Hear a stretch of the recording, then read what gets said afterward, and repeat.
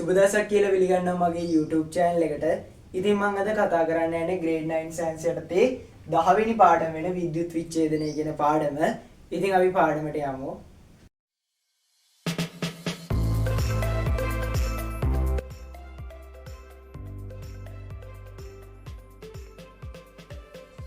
ඉතින් අපිට මේ පාඩම යටතේ මුලින්ම කතා කරන්න තියෙන්නේ විද්‍යුත් විච්ඡේදය ගැන. ඕගොල්ලන්ට පොතේ දීලා තියෙනවා ඒ පුවත්පතක පළ වෙලා තිබ්බ පුවතක් විදුලි කාන්දුවක් සහිත විද්‍යුත් උදුනක. ඕගොල්ලෝ දන්නවා හොට් ප්ලේට් ගැන. ඒ විද්‍යුත් උදුනක ඇලුමිනියම් වාජනයක් තබා කෑම පෙසිමින් සිටි කාන්තාවකට ඒ ව්‍යංජනයට පොල් කිරිවත් කිරීමේදී විදුලි සැර වැදී ඇති බව එක්තරා පුවත්පතක පළ වී තිබුණි. දැන් මේ ඇය විසින් මේ ඇලුමිනියම් වාජනයට ඒ ඇලුමිනියම් වාජනේ ස්පර්ශ කරන්නේ නැතුව අල්ලන්නේ නැතුව හිටියත් විදුලි සැර වදිනවා. ඒයි ඝන ද්‍රව්‍ය වලින් වගේම මේ ද්‍රවයන් තුලිනුත් විදුලිය ගමන් කරනවා. ඕගොල්ලෝ දන්නවා කාන්දු විදුලිය පොල් කිරි තුලින් ගමන් කරලා තමයි ඒ කාන්තාවගේ ශරීරය තුළට ඇතුළු වෙලා විදුලි සැර වැදිලා තියෙන්නේ. ඝන ද්‍රව්‍ය වලට වගේම තමයි ද්‍රවයන් තුලිනුත් විදුලිය ගමන් කරනවා. ඕගොල්ලන්ට පොඩි කාලේ වැඩිහිටියෝ කියලා ඇති වතුර අතින් විදුලි පේනුව අල්ලන්න එපා කියලා. තෙතමනය සහිත අත්වලින් විදුලි පේන සම්බන්ධ කිරීම අනතුරුදායකයි. ඒක ඕගොල්ලෝ දන්නවා වැඩිහිටියෝ කියලා දීලා තියෙනවා. එහෙනම් ඉහත දැක් වූ විදුලි කාන්දු වීම වලට හේතුව ද්‍රව මාධ්‍යයක් තුලින් විදුලිය සන්නායනය කිරීම වේදී. ඕගොල්ලෝ දන්නවා පොල් කිරි තුලින් ඒ විද්‍යුත් උදින තිබ්බ කාන්දු වෙච්ච විදුලිය ගිහිල්ලා තමයි ඒ විදුලිය සන්නායනය වෙලා තියෙන්නේ ද්‍රව මාධ්‍යයක් නිසා පොල් කිරි. ඉතින් ද්‍රව අවස්ථාවේ ඇති ඕනෑම ද්‍රව්‍යයක් තුළින් මේ විදුලිය ගමන් කරනවාද? ඕගොල්ලෝ හිතලා බලලා තියෙනවද? ඕනම ද්‍රව්‍යයක් පොල් කිරි, විනාකිරි, ජලය, ආශ්‍රිත ජලය, භූමි තෙල්, පෙට්‍රල් මේ හැම ද්‍රව්‍යයක් තුළින්ම විදුලිය ගමන් කරනවාද? නෑ. ඒ ද්‍රව අවස්ථාවේ ඇති ඕනෑම ද්‍රව්‍යයක් තුළින් විදුලිය සන්නායනය කරන්නේ නෑ. විදුලිය සන්නායනය කරන්නේ නැති ද්‍රවයක් තියෙනවා. ඉතින් ඒ පිළිබඳව සාකච්ඡා කරන්න ඕගොල්ලෝ පොතේ ප්‍රැක්ටිකල් එකක් තියෙනවා. ක්‍රියාකාරකම 11ක තමයි ප්‍රැක්ටිකල් එක. ඉතින් මේ ප්‍රැක්ටිකල් එකේ අපිට අවශ්‍ය ද්‍රව්‍ය විදියට දීලා තියෙනවා බීකරයක්, කාබන් කූරු දෙකක්, ඇමීටරයක්, විදුලි පන්දම් කෝෂ දෙකක් සහ සම්බන්ධ කම්බි. ඒ වගේම අර දාන ද්‍රාවණයට ඒ ද්‍රාවණය ඇතුලෙන් විදුලිය ගමන් කරනවාද කියලා බලන්න අපි ද්‍රාවණ කිහිපයක්ම දාලා පරීක්ෂා කරනවා. ඒ ද්‍රාවණ තමයි භූමි තෙල්, ලුණු ද්‍රාවණය, ආම්ලීකృత ජලය, කොපර් සල්ෆේට් ද්‍රාවණය සහ ආශ්‍රිත ජලය. ඉතින් අපි නිරීක්ෂණය කරන්න ඕනේ මේ ද්‍රාවණය දාලා මම ඔයගලන්ට මේ රූප සටහන දාන්නම්. ඒ රූප සටහනේ මේ ද්‍රාවණය දාන්න ඕන කොටසට දාලා ඒ ඇමීටරයේ උත්ක්‍රමණයක් වෙන්නේ මොන ද්‍රාවණයටද කියලා අපි නිරීක්ෂණය කරන්න ඕනේ. ඉතින් ඒ විදිහට අපිට නිරීක්ෂණය කරොත් එහෙම ඇමීටරයේ උත්ක්‍රමණයක් දක්වන ද්‍රාවණ විදිහට අපිට ලුණු ද්‍රාවණය සහ කොපර් සල්ෆේට් ද්‍රාවණය වගේම ආම්ලීකృత ජලයේ දාපු ද්‍රාවණය අපිට ගන්න පුළුවන්. ඒ කියන්නේ ඇමීටරයේ උත්ක්‍රමණයක් දක්වන්නේ ලුණු ද්‍රාවණයටයි, කොපර් සල්ෆේට් ද්‍රාවණයටයි, ආම්ලීකృత ජලයටයි. ඒ කියන්නේ ඒ ද්‍රාවණ තුනෙන් විතරයි විදුලිය සන්නායනය වෙන්නේ. ඒක නිසා තමයි ඇමීටරයේ උත්ක්‍රමණයක් දක්වන්නේ. ඒ වගේම තමයි ඇමීටරයේ උත්ක්‍රමණයක් නොදක්වන ද්‍රාවණයේ විදියට භූමි තෙල්, ආශ්‍රිත ජලය අපිට ගන්න පුළුවන්. ඒ කියන්නේ භූමි තෙල් වලිනුයි ආශ්‍රිත ජලයෙනුයි විදුලිය සන්නායනය වෙන්නේ නැහැ කියන එකයි ඒකෙන් නිගමනය වෙන්නේ. ඉතින් දැන් මේ ඇමීටරයේ උත්ක්‍රමණයක් ඇති වෙන්නේ ඒ කරා විද්‍යුත් ධාරාවක් යනකොට කියලා මම ඔයගලන්ට කිව්වා. ඒක පොතේ දීලා තියෙනවා. ඒක නිසා තමයි ඇමීටරයේ උත්ක්‍රමණයක් ඇති කරන ද්‍රාවණ තුලින් විදුලිය ගමන් කරලා තියෙනවා කියලා අපිට නිගමනය කරන්න පුළුවන්. ඉතින් ලුණු ද්‍රාවණය, කොපර් සල්ෆේට් ද්‍රාවණය, ආම්ලීකృత ජලය යන සියල්ලේම චලනය විය හැකි අයන. ඒ කියන්නේ සචල අයන පවතිනවා. ඒවා විද්‍යුත් සන්නායනය කරන්නේ මෙම සචල අයන මාර්ගයෙන්. ඔයගොල්ලන්ට මේ සචල අයන ගැන 10 වසරේදී වැඩිදුරටත් කතා කරනවා. එතකන් ඔයගොල්ලෝ මතක තියාගන්න මේ සචල අයන එහෙමත් නැත්නම් චලනය විය හැකි අයන අපි හඳුන්වන්නේ සචල අයන. එහෙම වෙන්නේ ඒ සචල අයන තියෙන හින්දා තමයි මේ සචල අයන වලින් තමයි මේ විදුලිය සන්නායනය වෙන්නේ ඒ ද්‍රවයන් තුල තියෙන. ඉතින් මේ විදියට මේ විද්‍යුතය සන්නායනය කරනු ලබන විදුලිය ගමන් කරනු ලබන ද්‍රව හෝ ද්‍රාවණ අපි හඳුන්වනවා විද්‍යුත් විච්ඡේදය කියලා. මොනවාද? විදුලිය සන්නායනය කරනු ලබන ද්‍රව හෝ ද්‍රාවණ විද්‍යුත් විච්ඡේදය කියලා හඳුන්වනවා. ඒ වගේම තමයි භූමි තෙල් වගේම ආශ්‍රය ජලයෙන් මම ඔයගලන්ට කිව්වා විද්‍යුතය සන්නායනය වෙන්නේ නැති නිසා ඇමීටරයේ උත්‍රමණයක් ඇති වුණේ නැහැ. එවැනි ද්‍රාවණ තුලින් විද්‍යුතය සන්නායනය නොකරන්නේ ඒ සචලයන නැති බැවින්. මම ඔයගලන්ට කිව්වා විද්‍යුතයේ ද්‍රවයක් තුලින් ගමන් කරන්න නම් සචලයන තියෙන්න ඕනේ. මේ භූමි තෙල් ආශ්‍රය ජලය කියන ද්‍රව හෝ ද්‍රාවණ වල සචලයන නැති නිසා විද්‍යුතය ගමන් කරේ නැහැ. ඒ වගේ විද්‍යුතය සන්නායනය නොකරන ද්‍රව හෝ ද්‍රාවණ අපි විද්‍යුත් අවිච්ඡේද්‍ය කියලා හඳුන්වනවා. විද්‍යුතය සන්නායනය කරනු ලබන ද්‍රව හෝ ද්‍රාවණ විද්‍යුත් විච්ඡේද්‍ය කියලා, විද්‍යුතය සන්නායනය නොකරන ද්‍රව හෝ ද්‍රාවණ විද්‍යුත් අවිච්ඡේද්‍ය කියලා ඔයගොල්ලෝ පොතේ හඳුන්වලා දීලා තිනවා. අනිවාර්යෙන් මේ නිර්වචන කටපාඩම් කරන්න ඕනේ. ඊළඟට සෝඩියම් ක්ලෝරයිඩ්, කොපර් සල්ෆේට් වැනි සංයෝග අයනික සංයෝග ලෙස හඳුන්වයි. ඒවා ඝන අවස්ථාවේ පවතී. ඒවා සෑදිලා තියෙන්නේ පරමාණු වලින් සෑදෙන ප්‍රතිවිරුද්ධ ආරෝපිත අයනවලදී. මේ ගැන ඕගොල්ලන්ට වැඩි දුරටත් 10 වසරේ තමයි කතා කරන්නේ.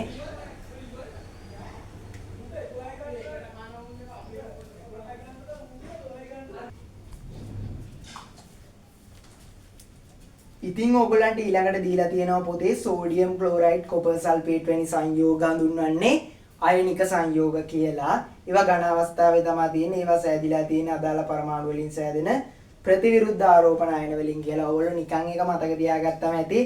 අයනික සංයෝග ලෙස හඳුන්වන්නේ මොනවද කිව්වම සෝඩියම් ක්ලෝරයිඩ්, කොපර් සල්ෆේට් වැනි සංයෝග කියලා ලිව්වම ඇති.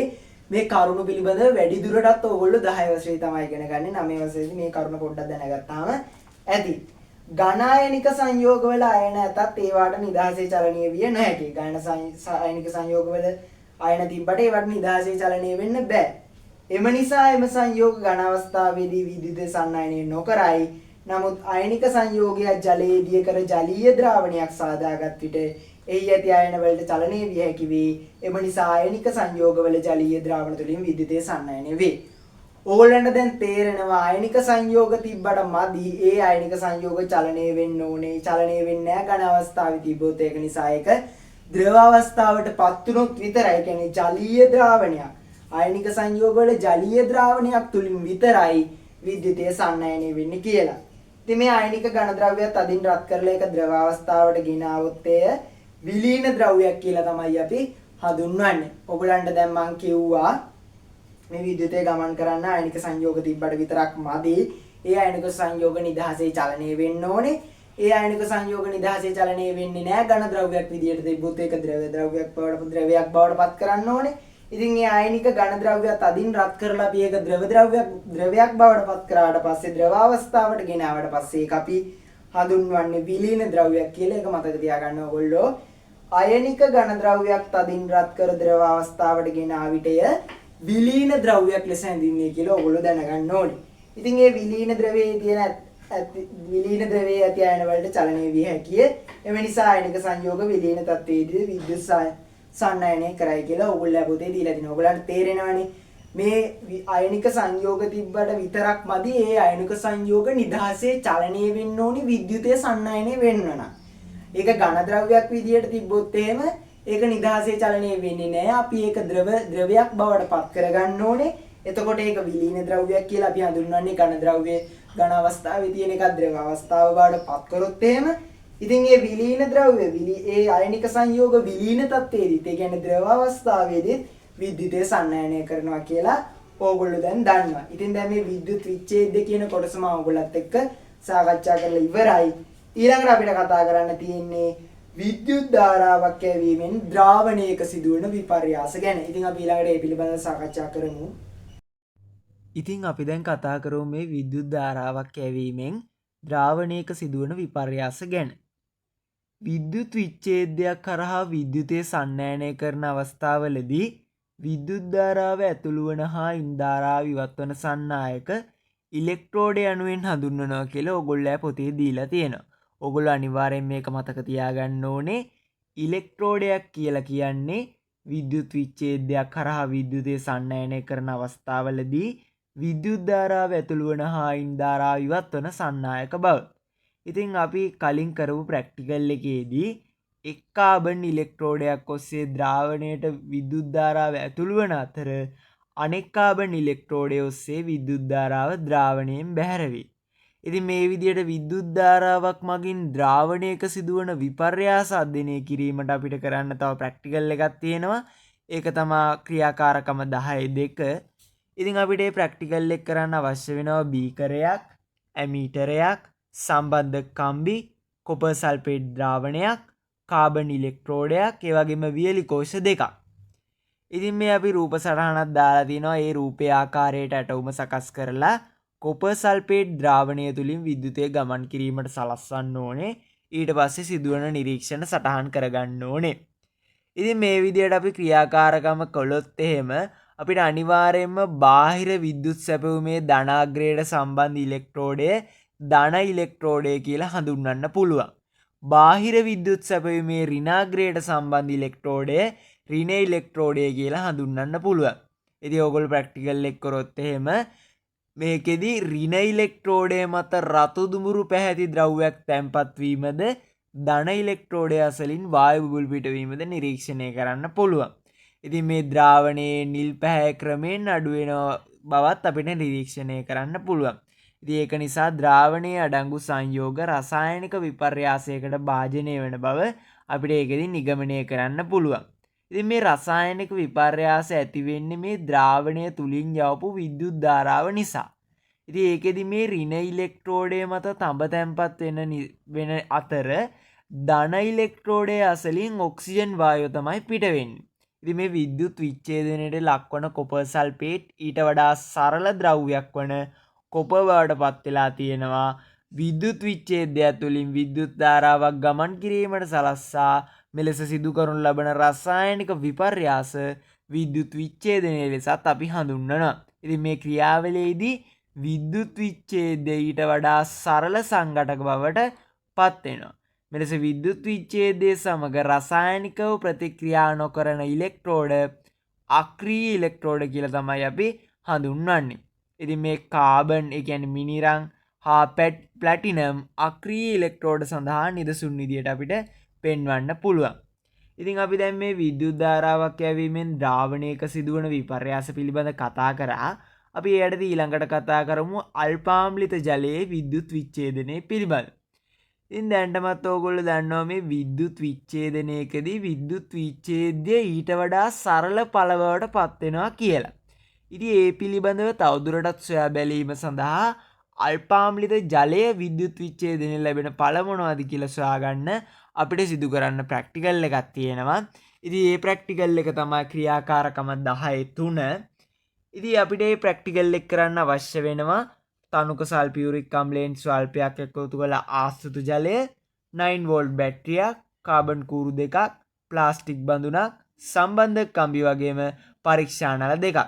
ඉතින් මේ රූප සටහනේ දක්වලා තියෙන විදියට ප්ලාස්ටික් බඳුනක පතුලේ සිදුරු දෙකක් විද ඒ සිදුරු තුලින් කාබන් කූරු දෙකක් ඇතුළු කර ඉටිවැනි ද්‍රව්‍යයකින් මුද්‍රා තබන්න ඕනේ. ඊට පස්සේ බඳුනට අල්පාම්ලිත ජලය දමා මේ රූපේ දැක්වෙන ආකාරයට අපි ඇටවුම සකස් කරගන්න ඕනේ. ඊට පස්සේ අපිට නිරීක්ෂණ බලා ගන්න පුළුවන්. මේ නිරීක්ෂණ සටහන් කරගන්න ඕනේ. ඉතින් මේ ප්‍රැක්ටිකල් එක කරොත් එහෙම අපිට නිගමනය කරගන්න පුළුවන් නිරීක්ෂණය වෙනවා අපිට ඉලෙක්ට්‍රෝඩ අසලින් වායු බුබුලු පිටවීම. මෙලෙස මේ පිටවන වායු පරීක්ෂණ නලයේ එකතු වෙනවා. එතකොට ඍණ ඉලෙක්ට්‍රෝඩය අසලින් පිටවන වායුවේ පරිමාව ධන ඉලෙක්ට්‍රෝඩය අසලින් පිටවන වායුවේ පරිමාවමෙන් දල වශයෙන් දෙගුණයක් වෙනවා. ඍණ ඉලෙක්ට්‍රෝඩය අසලින් පිටවෙන්නේ හයිඩ්‍රජන් වායුව වගේම ධන ඉලෙක්ට්‍රෝඩය අසලින් පිටවෙන්නේ ඔක්සිජන් වායුවත් කියලා අපිට පරීක්ෂණාත්මකවම හොයාගන්න පුළුවන්. ධන ඉලෙක්ට්‍රෝඩයෙන් පිටවන වායුව වෙන් කරලා පුලියන් කූරක් ඇල්ලුවාට පස්සේ ඒක දීප්තිමත්ව දැල්වෙනවා. ඒක නිසා ධන ඉලෙක්ට්‍රෝඩය අසලින් පිටවෙන්නේ ඔක්සිජන් වායුව කියලා අපිට සනාථ කරගන්න පුළුවන්. ඒ වගේම තමයි ඍණ ඉලෙක්ට්‍රෝඩය අසලින් පිටවන වායුව වෙන් කරගෙන එයට දැල්වෙන කීරක් ඇල්ලූ විට පොප් ශබ්දයක් නිකුත් කරමින් දහනය වෙනවා. ඒක නිසා අපිට ඍණ ඉලෙක්ට්‍රෝඩය අසලින් හයිඩ්‍රජන් වායුව පිට වෙනවා කියලා සනාථ කරගන්න පුළුවන්. ඉතින් මෙහිදී ජලය විද්‍යුත් විච්ඡේදනය වී ඊට වඩා සරල ද්‍රව්‍ය වෙන ඔක්සිජන් හා හයිඩ්‍රජන් බවට පත් වෙලා තියෙනවා කියලා අපිට නිගමනය කරන්න පුළුවන්. ඉතින් දැන් අපි ඊළඟට කතා කරමු මේ විද්‍යුත් විච්ඡේදනයේ යෙදීම් පිළිබඳව. විවිධ කාර්මික නිෂ්පාදන ක්‍රියාවලි සඳහාත් මේ විද්‍යුත් විච්ඡේදනය බහුලව භාවිතා වෙනවා. ඒකට උදාහරණ විදියට අපිට ගන්න පුළුවන් ඔයගොල්ලෝ පොතේ දීලා තියෙනවා විවිධ ලෝහ නිස්සාරණය. උදාහරණ විදියට සෝඩියම් හා ඇලුමිනියම්. ඊළඟට කාර්මිකව කෝස්ටික් සෝඩා එහෙමත් නැත්නම් සෝඩියම් හයිඩ්‍රොක්සයිඩ් නිපදවීම. ඒ වගේම තමයි විද්‍යුත් ලෝහාලේපනය. ඉතින් දැන් ඕගොල්ලෝ දන්නවා මේ විද්‍යුත් ධාරාවක් යැවීමෙන් ද්‍රාවණයක සිදුවන විපර්යාස ගැන. මම ඕගොල්ලන්ට ඒක රූප සටහන් වලින් තමයි දැන් පැහැදිලි කරේ. ඉතින් ඊළඟට ඕගොල්ලන්ට මේ විද්‍යුත් ලෝහාලේපනය. දැන් ඕගොල්ලෝ විද්‍යුත් ධාරාවක් යැවීමෙන් ද්‍රාවණයක සිදුවන විපර්යාස වගේම අල්පාම්ලිත ජලයේ විද්‍යුත් විච්ඡේදනය කියන කොටස සම්පූර්ණයෙන්ම ඕගොල්ලත් එක්ක මම සාකච්ඡා කරා රූප සටහන් මගින්. ඉතින් ඊළඟට දැන් අපිට පාඩමේ අවසානයේටම කතා කරන්න තියෙන්නේ විද්‍යුත් ලෝහාලේපනය ගැන. ඉතින් අපි දැන් විද්‍යුත් ලෝහාලේපනය ගැන කතා කරමු. අපි කලින් ප්‍රැක්ටිකල් එකක් කරානේ ඒක පොඩ්ඩක් අපි මතක් කරගමුකෝ. 10 දෙවෙනි ක්‍රියාකාරකම. ඉතින් ඒකෙදි ඍණ ඉලෙක්ට්‍රෝඩය මත අපි කොපර් එහෙමත් නැත්නම් තඹ තැන්පත් වීම අපි විසින් නිරීක්ෂණය කරා. ඉතින් මේ ආකාරයට කිසියම් භාණ්ඩයක් මත කොප ආලේප කරන්න එහෙමත් නැත්නම් තඹ ආලේප කරන්න පුළුවන්ද කියලා සොයලා බලන්න අපිට ඊළඟට ප්‍රැක්ටිකල් එකක් තියෙනවා කරන්න. ඒක 10/4 ක්‍රියාකාරකම. ඉතින් අපි බලමු. ඒකට අපිට අවශ්‍ය වෙනවා ජලීය කොපර් සල්ෆේට් ද්‍රාවණයක්, පිරිසිදු තඹ පතුරක්, පිරිසිදු කළ යකඩ ඇණයක්, බීකරයක්, සම්බන්ධ කම්බි වගේම 1.5 වෝල්ට් වියලි කෝෂ දෙකක්. ඉතින් ක්‍රමය අපි බැලුවොත් එහෙම රූප සටහනක් මම ඔයගලන්ට දාලා තියෙනවා. මේ රූප සටහනේ ආකාරයට වියලි කෝෂ තඹ පතුරට හා යකඩ ඇණයට සම්බන්ධ කරලා එකවර කොපර් සල්ෆේට් ද්‍රාවණය තුල ගිල්වන්න ඕනේ. ඊට පස්සේ නිරීක්ෂණ සටහන් කරගන්න ඕනේ. ඉතින් මේ ක්‍රියාකාරකම් අපි කරොත් එහෙම ඒ තඹ පතුර ක්‍රමයෙන් ෂය වෙලා යනවා වගේම යකඩ ඇණය මත තඹ ආලේප වන බවත් අපිට නිරීක්ෂණය කරන්න පුළුවන්. ඉතින් මේ විදියට විද්‍යුතය යොදාගෙන කිසියම් ලෝහයක් වෙනත් පෘෂ්ඨයක් මත ආලේප කිරීම තමයි විද්‍යුත් ලෝහාලේපනය කියලා නිර්වචනය කරන්නේ. ඒ පොතේ තමයි ඔයගොල්ලන්ට එක දීලා තියෙන්නේ. ඔයගොල්ලන්ගෙන් අහුවොත් ඔයගොල්ලන්ට ලියන්න පුළුවන් වෙන්න ඕනේ විද්‍යුත් ලෝහාලේපනය යනු විද්‍යුතය යොදාගෙන කිසියම් ලෝහයක් වෙනත් පෘෂ්ඨයක් මත ආලේප කිරීම තමයි විද්‍යුත් ලෝහාලේපනය කියන්නේ කියලා. ඉතින් මේ විද්‍යුත් ලෝහාලේපනය සිදු කිරීම සඳහා ආලේප කළ යුතු ලෝහය ධන ඉලෙක්ට්‍රෝඩය ලෙසද යොදාගත යුතුය. ඉතින් මේ තවද ආලේප කළ යුතු ලෝහයේ ලවණ ද්‍රාවණයක් විද්‍යුත් විච්ඡේද ලෙසද යොදා ගන්න ඕනේ. ඉතින් අපි දැන් මේ ඉහත ක්‍රියාකාරකමේදී යොදාගත් යකඩ ඇණය අතට අරගෙන ඒකේ ආලේපනය ඇඟිලි වලින් ස්පර්ශ කරොත් එහෙම අපිට නිරීක්ෂණය කරන්න පුළුවන් ඒ තඹ ආලේපනය ඇණයෙන් ඉවත් වෙලා අපේ ඇඟිලි තුඩු වලට ගැලවී එනවා කියලා. එනම් මෙහිදී සිදුවන මේ ආලේපනයේ තරම් උසස් මට්ටමකින් සිදු වෙලා නැහැ කියලා අපිට මේකෙදි තහවුරු වෙනවා. ඉතින් මේ ගුණාත්මක බවින් මීටත් වඩා ඒ ආලේපනයේ අපේ ඇඟිලි තුඩු වල ඇලුනානේ. ඒ ආලේපනයට වඩා ගුණාත්මක බවින් ඉහළ ආලේපනයක තිබිය යුතු ලක්ෂණ මොනවාද කියලා අපි ඊළඟට කතා කරමු. ඉතින් ඒ වයින් කීපයක් ඕගොල්ලෝ පොතේ දීලා තියෙනවා. අපි බලමු. ආලේපනයට බඳුන් වූ පෘෂ්ඨය සමග තදින් සවිවී තිබිය යුතුය. ආලේපනය ඒකාකාර ඝනකමකින් යුතු විය යුතුය. ආලේපනය උපවත්ව තිබිය යුතුයි. ඉතින් මේවා තමයි ගුණාත්මක බවින් ඉහළ ආලේපනයක තිබිය යුතු ලක්ෂණ. ඉතින් ගුණාත්මක බවින් ඉහළ ආලේපනයක් සිදු වෙන්නේ විද්‍යුත් විච්ඡේදනයේදී සිදුවන රසායනික විපර්යාසයේ ඉතා සෙමින් සිදුවන විටය. මේ සඳහා භාවිතා කරන විද්‍යුත් විච්ඡේදය එහෙමත් නැත්නම් ලවණ ද්‍රාවණය ඉතා තනුක වෙන්න ඕනි කියලා ඕගොල්ලෝ පොතේ දීලා තියෙනවා. ඉතින් මේ සිදුවන රසායනික විපර්යාසයේ සෙමෙන් සිදුවීම සඳහා ද්‍රාවණය තුලින් ඉතා අඩු විද්‍යුත් ධාරාවක් යැවීමද කළ යුතුය. එබැවින් මේ සඳහා අඩු විද්‍යුත් ධාරාවක් හා අඩු විභව අන්තරයක් යෙදීමද සුදුසු වේ. ඉතින් මේ රසායනික කර්මාන්තවලදී මේ සුදුසු පරිදි තත්ත්ව පාලනය කර ඉහළ ප්‍රමිතියකින් යුත් ලෝහාලේපනය සිදු කරනවා. උදාහරණයක් ලෙස අපිට ගන්න පුළුවන් යකඩ බන්දේසි එහෙමත් නැත්නම් ට්‍රේ මත නිකල් ක්‍රෝමියම් වැනි ලෝහ ආලේප කිරීම අපිට සලකන්න පුළුවන්. මෙහිදී බන්දේසියට රිදී පැහැති අලංකාර පෙනුමක් ලැබෙනවා. ඉතින් දැන් අපි කතා කරමු මේ විද්‍යුත් ලෝහාලේපනයේ යෙදීම් ගැන. අපි නිවසේ පරිහරණය කරන රන් හෝ රිදී පැහැයෙන් බබලන මල් බදුන්, බන්දේසි, හැඳි ගාරුප්පු හා යතුරු තහඩු ආදී වෙත අපි අවධානය පොඩ්ඩක් යොමු කරමු. ඉතින් මේ වගේ උපකරණවල දීප්තිය සඳහා බොහෝ වෙලාවට හේතු වෙන්නේ ඒ මත ආලේප කරන ලෝහ ස්තරයක්. රථවාහන කොටස්වලද මල බැඳීම වැළැක්වීම සඳහා ඒ මත විද්‍යුත් ලෝහාලේපනය මගින් තුනී ලෝහ ස්තරයක් ආලේප කරනවා. ඉතින් බොහෝ වෙලාවට මේ වගේ ආලේපනය කරන්නේ කොපර්, සිල්වර්, ගෝල්ඩ්, නිකල් හා ක්‍රෝමියම් වගේ ලෝහ. ඉතින් මේ ආලේපනය සිදු කරන පෘෂ්ඨයේ නොමැති යම් ගුණයක් ආලේප කරන ලෝහය සතු වීම මෙහිදී අපේක්ෂා කරනවා. විකාදනයට ලක් නොවීම, සිත් අද ගන්නා සුළු පැහැය, උපවත් බව, මනා නිමාව ඒ වගේ ලක්ෂණ වලින් කිහිපයක්. ඉතින් මේ යකඩ බන්දේසියක නිකල් ආලේප කිරීමෙන් ඒ මල බැඳීමෙන් ආරක්ෂා වන අතර සිත් අද ගන්නා සුළු පෙනුමක් ඇති වෙනවා. ඒ වගේම තමයි කොපර් වලින් එහෙමත් නැත්නම් තඹ වලින් සාදන ලද ආභරණයකට ගෝල්ඩ් එහෙමත් නැත්නම් රන් ආලේප කිරීමෙන් ඒට අලංකාර පෙනුමක් හා වටිනාකමක් ලැබෙනවා. දැන් මම ඔයගොල්ලන්ට මේ ස්ක්‍රීන් එකේ දාලා තියෙන්නේ විද්‍යුත් ලෝහාලේපනය කරන ලද තඹ ආභරණ කිහිපයක්, ඒ වගේම විද්‍යුත් ලෝහාලේපනය කරන ලද මුළුතැන්ගේ උදාහරණ කිහිපයක්, විද්‍යුත් ලෝහාලේපනය කරන ලද වාහන අමතර කොටස් කිහිපයක්. ඉතින් අපි දැන් මේ විද්‍යුත් ලෝහාලේපනයේ යෙදීම් පිළිබඳ සම්පූර්ණයෙන්ම කතා කරලා ඉවරයි. ඉතින් ඒ විදිහට මම මේ පාඩමේ සියලුම කරුණු ඔයගොල්ලත් එක්ක සාකච්ඡා කරලා ඉවරයි. ඉතින් මම මගේ YouTube channel එකට අලුත් කෙනෙක් නම් දැම්මම ගිහලා channel එක subscribe කරන්න, like කරන්න, comment කරන්න. ඉතින් මේ කරුණු යාළුවන්ටත් දැනගන්න share කරන්න. ඉතින් මේ වගේ විශේෂ කරුණු දැනගන්න කැමති නම් දිගටම channel එකත් එක්ක රැඳිලා ඉන්න කියලා ආදරයෙන් මතක් කරනවා.